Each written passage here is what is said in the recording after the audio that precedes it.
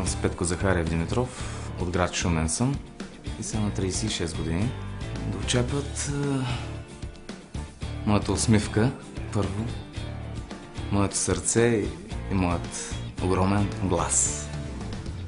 Гласът на България. Петко, в чий отбор искаш да попаднеш днес? Не ме затруднявайте с въпроса. Право ще ви отговоря Кирил Маричков. Рокаджия. Това е вашият човек, господин Маричков. Вашият човек. Господа е пред мене, аз след него.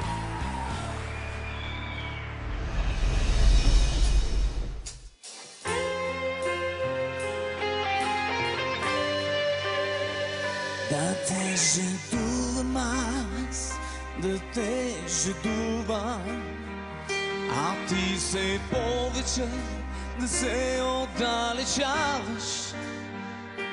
И аз се Сигурно пееш за мен. Мислиш ли? Абсолютно. Това е толкова недопустимо. Да те жадувам аз, да те жадувам, а ти се повече да се отдалечаваш. И аз се повече да съм виновен. Това е толкова недопустимо, защото ти все пак ще ме помилваш.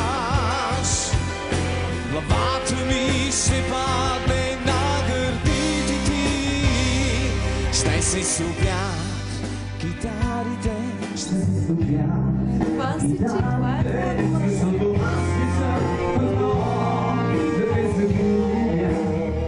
Като ключе от пощенска кутия. Не съм готов, не съм готов да те обичам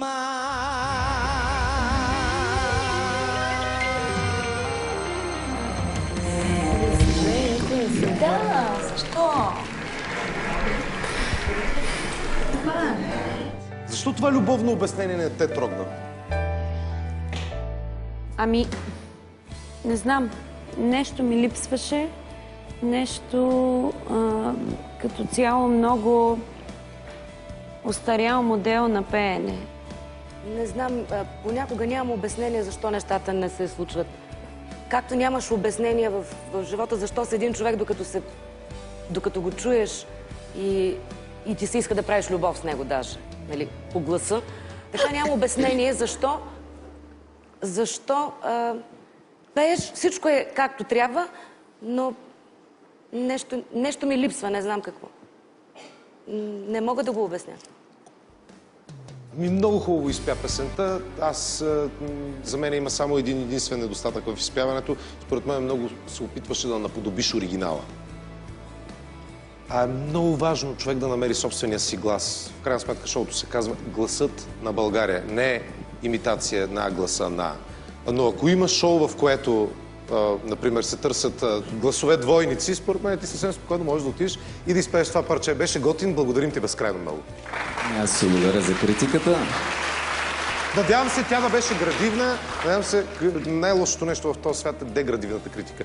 Пееш страхотно, намери гласа си, готин си, млад си, всичко е пред тебе. Всеки се учи от грешките, но всеки се учи и от по-големите певци. Благодаря. Браво! Беше страхотен. Кажи ни, за кого беше песента? На кого я посвети? На своите деца и на съпругата си.